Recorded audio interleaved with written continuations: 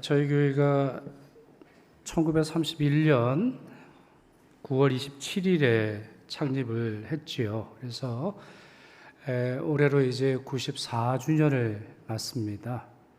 매 9월 마지막 주일이 저희 창립 기념 주일인데 많은 분들이 기도로 준비하고 계시고 또 여러 행사가 준비가 되어 있죠. 주보 보셔서 아시겠습니다만 담임 목사 제 배를 걸고 탁구 대회를 한다고 하네요. 왜 제 배를 걸은지는 잘 모르겠습니다만 우리 창립 기념 주간 맞아서 우리 친교 나누는 그런 행사가 되겠고요. 또 우리 10월에는 우리 전도 축제가 있잖아요. 그러니까 여러분 미리미리 전도하고자 하시는 분 아니면 우리 예전에 저희 교회를 출석하셨다가 지금은 조금 거리를 두고 있는 분들 초청하셔서 함께 예배드리시면 좋을 것 같습니다. 그리고 지금 아이들이 이제 우리 고3 또 중3 시험 보기 위해 준비하는 과정 중인데 언제든지 연락을 주셔서 또 함께 기도할 수 있도록 미리 연락 주시거나 또 주일날 제 방에 오셔서 함께 기도하시면 좋겠다 말씀을 드리고 싶습니다. 지난 한 주도 여러분 하나님의 은혜 가운데 사셨을 텐데 이제 새로운 한 주에도 주께서 주신 은혜와 능력이 충만하기를 바랍니다. 속빈강정이라고 하는 말 있죠? 겉과 속이 조금 다른데 이게 큰 차이가 나는 거. 이와 비슷한 말들이 참 많은데요. 그 중에 금옥기회 패서기중이라고 하는 말이 있습니다.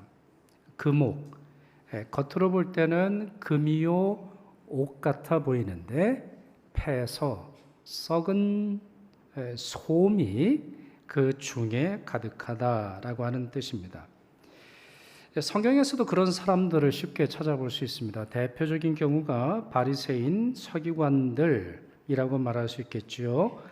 그들을 향해 주님께서 이렇게 꾸짖으시며 말씀하셨습니다.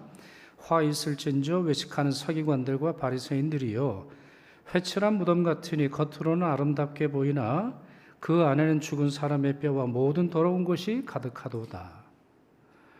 여러분, 무덤을 좀 컬러풀하게 색칠하면 뭐가 되죠? 무덤입니다. 무덤을 대리석으로 만들면 뭐가 되죠? 무덤이에요. 그러니까 죽은 것에는 아무리 겉으로 포장하고 꾸미려고 하지만 실체가 바뀌는 건 아닙니다. 자, 어떤 그런 내용을 우리가 성경과 세상 지혜를 통해서 확인할 수 있는데 아모스가 활동하던 북이스라엘은 이런 사람들이 아주 득실득실거렸습니다. 정말 많았어요. 아모스는 전문 선지자가 아닙니다. 양을 키우고 그리고 무화과 재배하던 농부였지요. 그러던 어느 날 하나님 명령에 따라서 북이스라엘로 가서 그 땅에 하나님의 심판하실 것이다 이렇게 대언했던 사람입니다. 그는 남유다 사람이었음에도 불구하고 말이죠. 게다가 그 당시 북이스라엘은 진짜 잘 살았습니다. 정말 평화로웠고 전쟁이 없었고 국토는 계속 넓어지고 있었고 또 사람들마다 그 번영과 평화가 영원히 지속되리라 신뢰하고 있었죠. 그러니 남유다에서 농부가 올라와서는 하나님의 심판을 운운하니까 그런 현실을 제대로 느끼기 어려웠을 것이지요. 그러나 아모스야말로 적임자였습니다.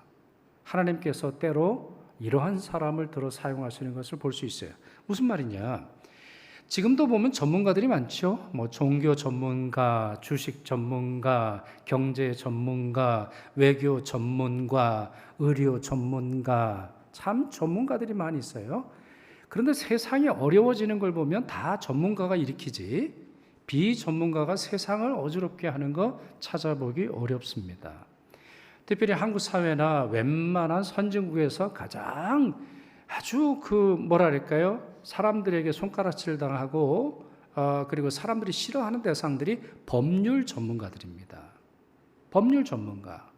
법률에 대해서는 아주 잘 알고 있는 것처럼 보이지만 실상은 법을 이용해서 살아갈 뿐 정의롭지 못한 그러한 사람들이 많은 사회에 그 사회가 쉽게 흔들리고 어려움이 있는 걸 우리가 볼 수 있죠.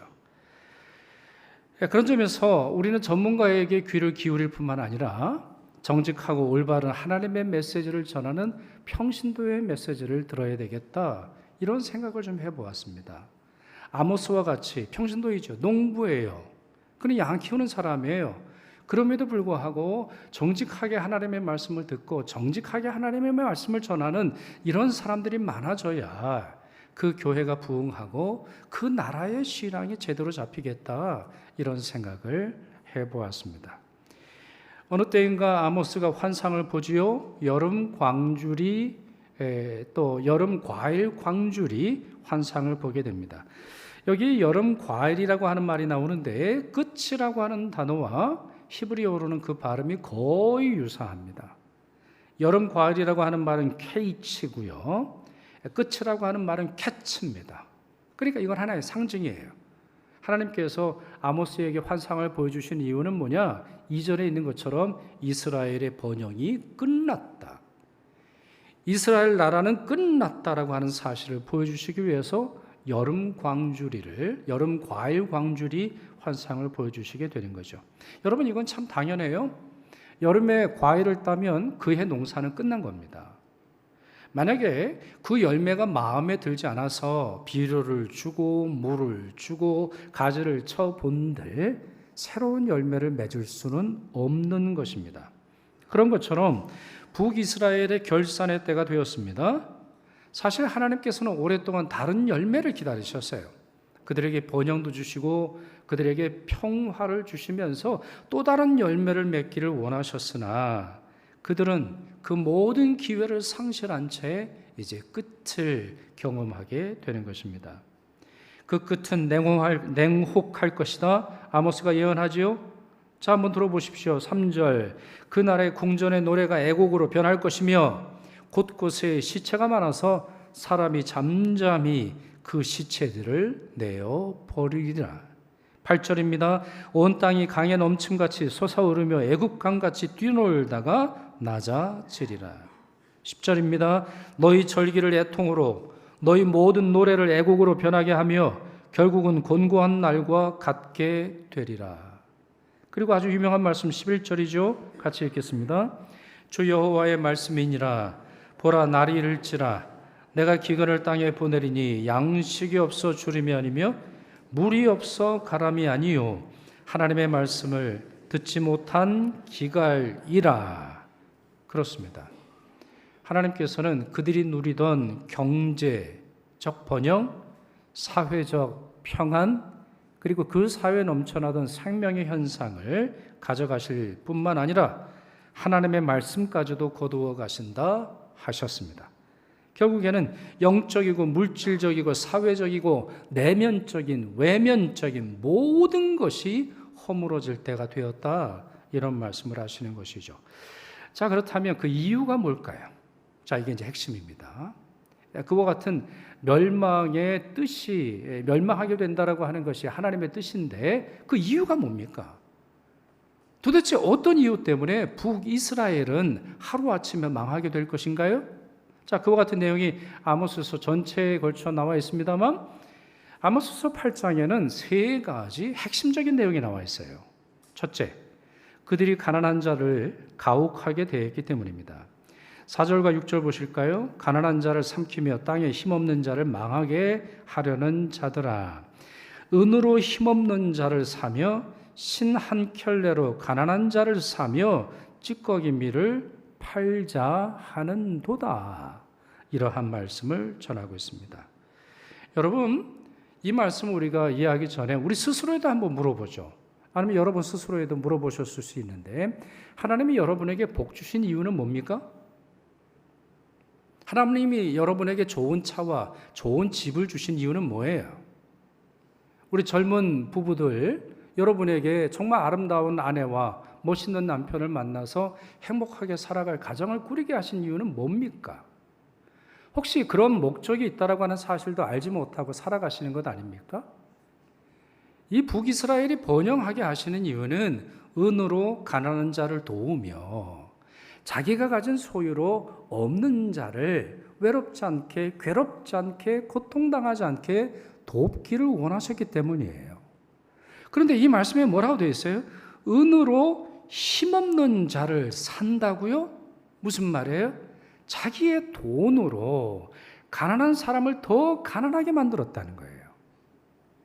신 한 켤레로 가난한 자를 어떻게 살 수 있습니까? 신 한 켤레로 어떻게 노예나 종을 부릴 수 있어요? 잘못된 구조죠.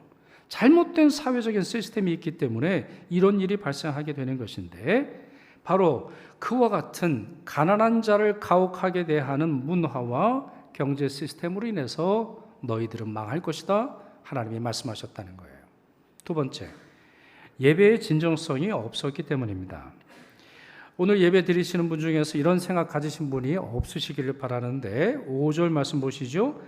너희가 이르기를 월삭이 언제 지나서 우리가 곡식을 팔며 안식일이 언제 지나서 우리가 밀을 내게 할꼬, 이런 말을 한다는 거예요.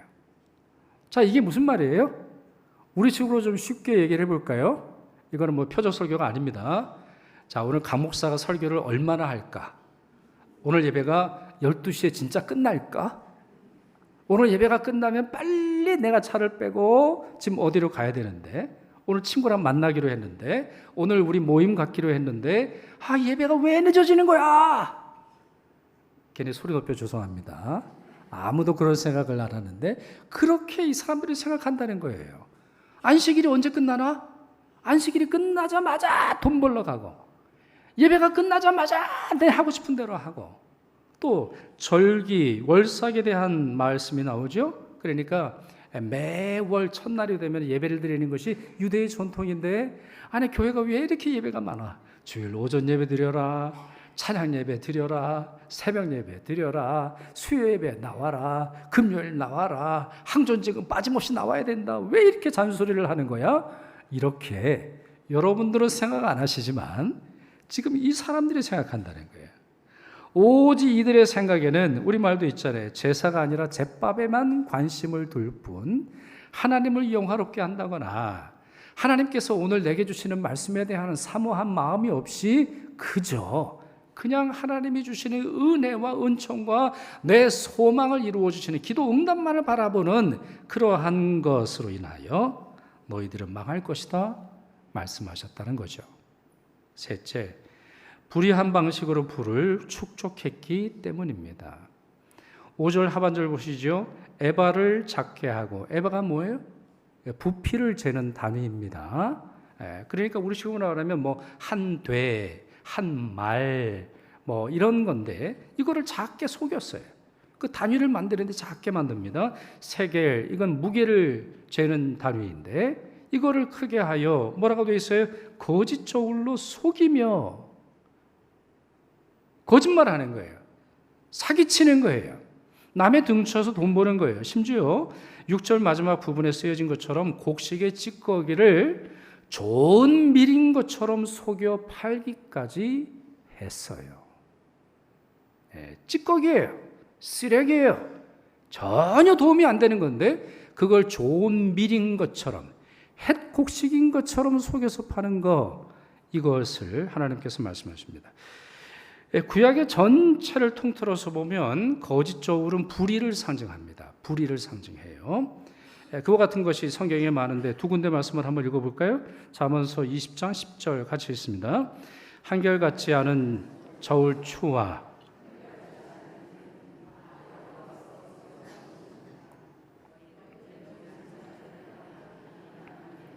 양을 잴 때 공평한 저울과 공평한 추와 공평한 에바와 공평한 흰을 사용하라. 나는 너희를 인도하여 애굽 땅에서 나오게 한 너희의 하나님 여호와이니라 그랬어요. 여러분 잠언서 20장 10절 다시 한번 보세요. 자, 저울, 추, 되가 있는데 문제가 뭐지요? 한결같지 않아요.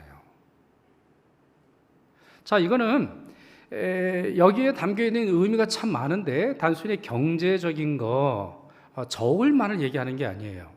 우리도 보면 그래요. 나랑 친한 사람이 얘기하면 다 웃으면서 얘기하는데 내가 싫어하는 사람 얘기만 하면 입만 열어도 싫은 사람, 그런 사람들이 있어요. 한결같지 않아요. 똑같이 대우하지 않아요. 똑같이 귀담아 듣지 않아요. 교회 안에서도 어떤 싫어하는 사람이 있으면 아무리 바른 말, 좋은 말, 하나님의 말씀이라 할지라도 들어주려고 하는 그런 마음이 없는 경우가 여러 번 있다라고 하는 거예요. 그렇습니다. 그러니 북이스라엘의 번영이 어떻게 영원히 지속이 되겠습니까? 그리고 더 본질적인 질문을 해보면 이런 사람들의 예배를 하나님께서 어떻게 기뻐 받으시겠어요? 이런 사람들이 낸 헌금을 하나님께서 좋아하실 리 없는 것이죠. 누군가의 눈물이 담겨있는 헌금을 드리면서 하나님이 기뻐하시리라고 얘기하는 것은 도저히 가당치 않은 신앙행위임을 하나님께서 지적하고 계시는 겁니다. 시편 15편을 보시면 다윗이 하나님께 질문하는 걸 볼 수 있어요. 하나님, 하나님의 장막에 머무를 자가 누굽니까? 또한 주의 성산에서 살 수 있는 자가 누굽니까? 쉽게 말하면 뭐예요? 하나님께 누가 나아갈 수 있습니까? 누가 예배할 만한 자격이 있으며 누가 하나님 안에서 평생을 살아갈 수 있는 그런 사람입니까? 그 답이 무엇일까요? 2절에서 5절까지 나오는데 그 중에서 2절과 5절 제가 읽겠습니다. 정직하게 행하며 공의를 실천하며 그의 마음에 진실을 말하며 이자를 받으려고 돈을 꾸어주지 아니하며 뇌물을 받고 무죄한 자를 해하지 아니하는 자이니 이러한 일을 행하는 자는 영원히 흔들리지 아니하리이다. 하나님께서 말씀하셨어요. 자, 여기 언급된 것들이 다 뭡니까? 정직, 공의, 진실을 말하는 것, 과도한 이자를 받지 않고 뇌물을 주고받지 않는 것, 이게 다 뭐란 말입니까? 경제적 정의, 사법적 정의, 사회적 정의, 정의로운 정부를 만들어라. 바로 이 얘기가 아니겠어요?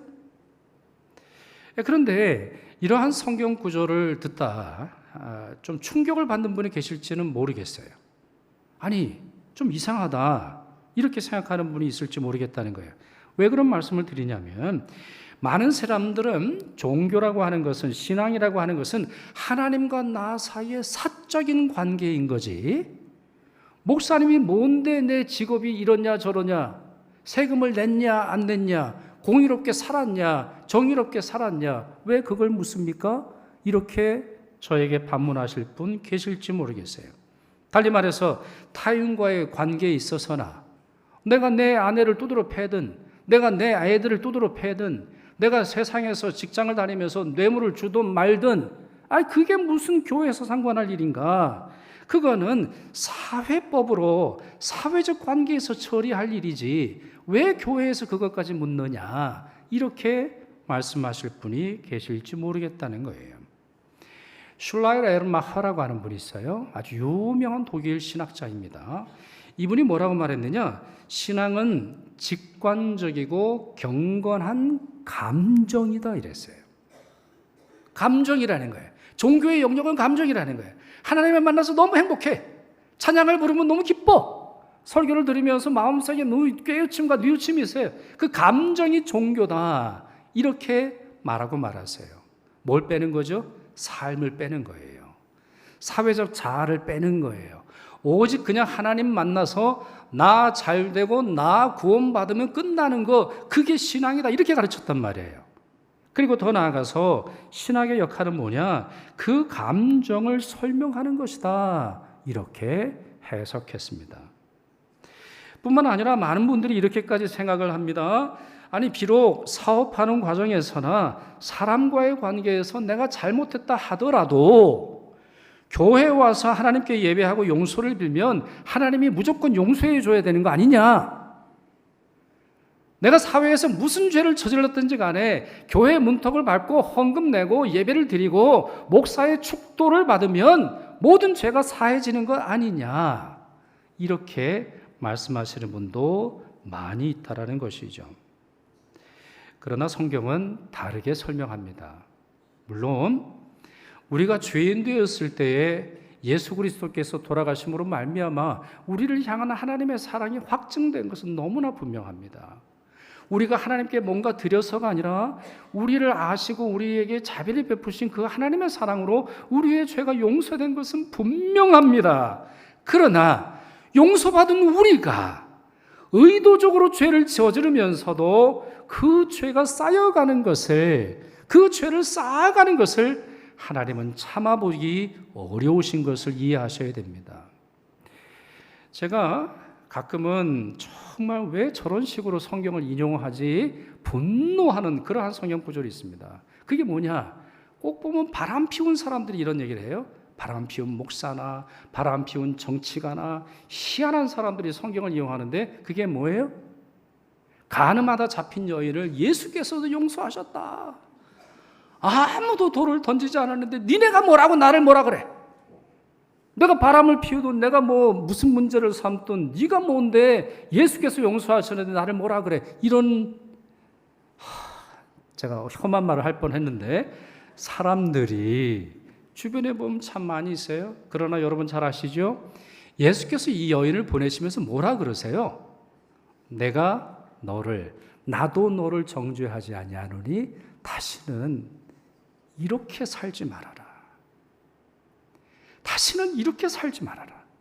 다시는 이렇게 부끄럽게 살지 마. 다시는 너의 몸을 이렇게 학대하지 마. 다시는 너의 가정에 죄를 짓지 마. 너의 남편에게, 너의 자녀에게, 너의 친구들에게 이런 죄를 저지르며 계속해서 살아가지 마. 내가 너를 죄에서 자유롭게 한 이유는 그런 죄에 길들여지기 위해서가 아니야. 주님께서 말씀하셨단 말이에요. 그러니 그 말씀은 빼놓고 예수는 모든 죄를 용서하셨어. 아무도 내 죄에 대해서 뭐라 그럴 수 없어. 내가 뭐라고 살든, 내가 직장에서 뭐라고 하든, 내가 교회에 나가서 험한 말을 내뱉든, 어떤 삶을 살든 난 건드리지 마. 이렇게 말하는 것은 하나님의 마음을 아프게 하는 것이죠. 그렇기에 사도 바울은 로마서 12장 1절에서 이렇게 우리에게 가르쳐주지 않았습니까? 여러분 잘 들어보십시오. 그러므로 형제들아 내가 하나님의 모든 자비하심으로 너희를 권하노니 너희 몸을 하나님이 기뻐하시는 거룩한 산 제물로 드리라. 이는 너희가 드릴 영적 예배니라. 이런 말씀으로 가르쳐 주었습니다. 몸을 드리라고 했어요. 무슨 말이에요? 우리의 생활이라는 거죠. 우리의 언어라는 거예요. 우리의 직장 생활이라는 거예요. 우리가 어떻게 살았냐는 거예요. 그런데 그와 같은 것을 사도 바울은 하나님이 기뻐하시고 거룩한 산 제물이라고 설명합니다. 살아있는 제물이래요. 여러분 생각해 보시면 우리 구약 성경을 알고 계신 분은 쉽게 대답하실 수 있으실 거예요. 이해하실 수 있을 거예요. 레위기에 나오는 모든 제사는 죽여서 드립니다. 그렇잖아요? 번제 죽여서 드리는 거예요. 각을 뜨잖아요. 피를 받잖아요. 피를 제단에 쏟잖아요. 피를 가지고 저기 버리잖아요. 모든 제물은 죽여서 드리는 거예요. 그런데 성경에서 오직 살아있는 제물, 산채로 드리는 제물이 있는데 그게 뭐예요? 몸의 제물, 삶의 제물, 내 일상의 삶으로 드리는 제물, 바로 그것이 하나님 앞에 살아있는 채로 드리는 것이고 제물이고 그걸 어떤 예배라고 설명했다고요? 영적인 예배니라. 영적인 예배니라. 그래요. 종교라고 하는 것은 하나님과 나와의 개인적인 관계가 포함되어 있고 하나님을 만났을 때 내 감정이 포함이 되어 있고 교리도 포함이 되어 있지만 삶으로 묶어서 드리지 않을 때 하나님은 그 마음과 그 감정과 우리의 모든 고백조차 올바로 받지를 않은 것입니다. 그렇습니다. 거룩하고 하나님이 기뻐하시는 예배는 정신과 마음과 감정만의 예배가 아니라 몸과 생활과 순종의 예배인 것이죠. 그러니 하나님의 은혜를 얻고자 한다면 반드시 정의로운 삶을 살아내야 합니다. 정직하게 살아야 합니다. 세금을 떼먹으면 안 되는 것입니다. 가난한 자를 학대하거나 가난한 자를 이용해서는 안 되는 것입니다. 내가 가지고 있는 재물이든 내가 가지고 있는 권력이든 내가 가진 힘이든 잘못 사용하면 안 되는 것입니다. 일본의 북해도라고 하는 곳이 있죠. 이제 홋카이도인데 이곳에 한 초등학교의 여선 성님이 있었어요. 24살 나이에 폐결핵과 함께 척추에 큰 병이 들어서 무려 13년간 요양원에서 지내게 됩니다. 그러니까 37살이 되어서야 요양 생활을 그칠 수 있었는데요. 그리고 얼마 지나지 않아서 어릴 적에 소꿉친구와 이제 결혼을 합니다. 이 남자가 참 좋은 남자예요. 나중에 보면 이 남자가 조금 더 오래 살아서 자기 부인에 대한 이야기를 우리에게 들려주는 것을 이제 볼 수 있는데, 자, 이 두 부부가 잡화점을 열어요. 근데 장사가 잘 됐어요. 너무 행복한 거예요. 너무 행복한 거예요. 그녀는 무려 13년간 음지에서 지냈습니다. 음지에서, 어두컴컴한 곳에서, 요양원에서, 아무도 돌보지 않는 곳에서 외로움과 괴로움과 자기 허리를 펼 수도 마음껏 음식을 먹거나 기침할 수도 없는 그러한 음지 생활을 했어요. 양지가 찾아왔어요. 너무 행복한 거예요. 소꿉친구와 결혼해서 살았니 얼마나 알콩달콩하겠어요? 장사가 잘 되니 돈 세는 재미가 있지요. 사람들에게도 떳떳해 보이고 사람들에게도 뭔가 이제 내가 이런 사람이야 이렇게 보여줄 만한 그런 단계에 이르렀습니다. 그런데 어느 날 이 두 사람 이야기를 나눕니다. 남편이 말해요. 우리가 아무래도 잘못하고 있는 것 같소. 우리 가게가 너무 장사가 잘 되어서 이웃 가게들이 죄다 문을 닫고 있어. 이래서는 안 되는 것 아니겠소? 부인이 말합니다. 맞습니다. 이건 예수 믿는 사람이 해서는 안 될 일인 것 같아요. 다음 날부터 시작을 해서 물건의 3분의 2를 줄였습니다. 3분의 1만 남겨놓은 거예요.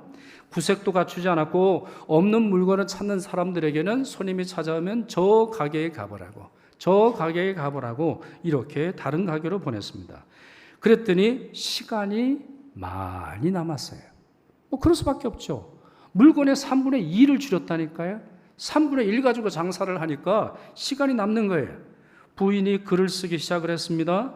그리고 42살이 되던 1965년 아사히 신문이라고 아주 유명한 일본 신문이 있잖아요. 이 신문이 주최를 하게 되는데 1,000만 엔, 그러니까 우리 돈으로 환산을 해보면 1억 엔의 상금을 걸고 소설을 공모합니다. 그리고 여선생님이 자기가 시간에 남아서 쓴 소설을 이제 공모를 참여하게 되고 당선이 됩니다. 이분이 누굴까요? 바로 세계적인 소설가인 세계적인 소설 빙점을 쓴 미우라 아야코 이야기입니다. 여러분 놀라워요. 그녀의 13년은 완벽한 음지였어요. 그녀가 장사가 됐을 때 잘 됐을 때는 완벽한 양지였습니다. 그런데 그 양지에 이 두 사람이 알콩달콩 살아가는 그 양지에 음지에 있는 또 다른 사람을 초청해서 함께 나누고 함께 행복하게 지내는 소중한 결단과 실천을 하게 되었더니 자기가 거둔 바구니에 있는 모든 것이 내 것이라고 주장하지 않고 누구에게 나누었더니 하나님께서는 그녀에게 더 풍성한 열매를 주셨습니다. 많은 분들이 과거의 열매, 현재의 은총은 바라보면서 미래에 주어질 하나님의 은총은 바라보지 못하며 오늘에 급급해 살아가고 있습니다.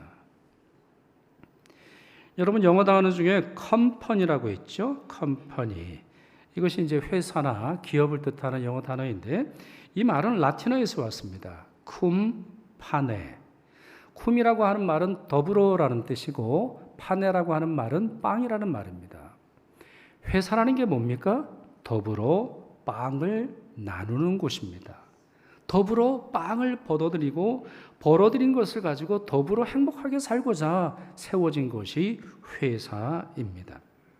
그렇습니다. 일터가 존재하는 이유는, 여러분들이 회사를 다니는 이유는, 여러분들이 장사가 잘 되어야 하는 이유는 우리나라 곳곳에 산업이 번성하고 많은 사람들이 행복한 이유가 여기에 있는 것입니다. 쿰파네. 더불어 행복하기를 원하기 때문이죠. 어쩌면 예수님이 베들레헴에서 태어나신 이유가 여기에 있지 않을까 싶어요. 베들레헴이라고 하는 이 말은 빵집이라는 뜻입니다. 예수님의 일생이 그렇지 않습니까? 예수님은 빛이요, 예수님은 생명이요, 예수님은 진리요, 예수님은 영원하시고 거룩하신 분이십니다. 그분에게는 완전히 양지분이십니다. 그분은 환한 분이십니다. 그분은 행복한 분이십니다. 그런데 kum판에 우리가 음지에서 지내는 것을 아시기에 우리를 찾아내셔서 구원하실 뿐만 아니라 우리의 삶을 위해 자신의 모든 것들을 내어주셨습니다. 그분은 음지로, 우리가 양지로 올라오는 은총이 바로 예수께서 원하시는 은총이고, 바로 우리도 그렇게 살기를 원하시는 주님의 모범인 것입니다. 이제 말씀을 맺습니다. 2025년 여름도 끝나갑니다. 어쩌면 끝난지 모르겠습니다. 대단했던 여름이 끝나갑니다. 아모스가 여름 광주리 환상을 보면서 끝났다 하나님의 말씀을 들었다면, 이 여름의 끝자락에 우리는 하나님의 어떤 말씀을 듣게 되겠습니까? 우리를 향해서도 너 끝났다. 우리의 회사를 향해서도 너 끝났다. 우리의 가정과 우리 교회를 향해서도 너 끝났다 말씀하실까요? 아니면 우리의 바구니에 있는 것들을 누구에게 나눠주었으니 내가 채워주마. 또 다른 여름 너에게 허락하마. 이렇게 말씀하실까요? 우리 교회가, 여러분의 가정이, 여러분의 직장이 더불어 더불어 누리는 행복이 가득하기를 축원합니다. 우리 교회가 이곳에 베들레헴이 되고 여러분의 사업과 여러분의 삶이 많은 사람들을 살리는 빵집이 되기를 축원합니다. 기도하겠습니다. 의로우신 하나님, 하나님의 말씀을 들려주사 저희를 향한 하나님의 뜻과 명령을 알게 하시니 감사드립니다. 저희는 하나님의 자비와 은혜를 누리면서도 정의롭게 살지도 사랑으로 품어주지도 못하며 그저 어정쩡하게 살았음을 고백합니다. 저희 어리석음을 용서하여 주옵시고 저희 살아가는 곳만큼이라도, 또한 저희 직장과 가정에서만큼이라도 정의를 실천하도록 성령께서 친히 인도하여 주시옵소서. 또한 저희 교회가 약한 이들을 더욱 사랑으로 섬길 수 있도록 축복하여 주옵소서. 우리 주 예수 그리스도의 이름으로 기도하옵나이다. 아멘.